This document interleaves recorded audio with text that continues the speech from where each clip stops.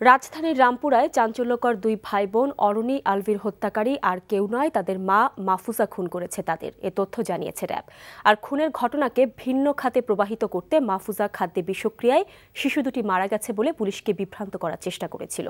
বুধবার জামালপুর থেকে শিশু দুটির মা বাবা এবং খালাকে ঢাকায় এনে জিজ্ঞাসাবাদ করা হলে মাহফুজা হত্যাকাণ্ডের দায় স্বীকার করে। বিবাহ বহির্ভূত সম্পর্ক, পারিবারিক এবং মানসিক অস্থিরতা এবং সম্পত্তি নিয়ে বিরোধ এই হত্যাকাণ্ডের কারণ হিসেবে উল্লেখ করা হয়েছে। 29 ফেব্রুয়ারি বিকেল 5টা 30 মিনিটে খুন হয় আলভি এবং অরুণী।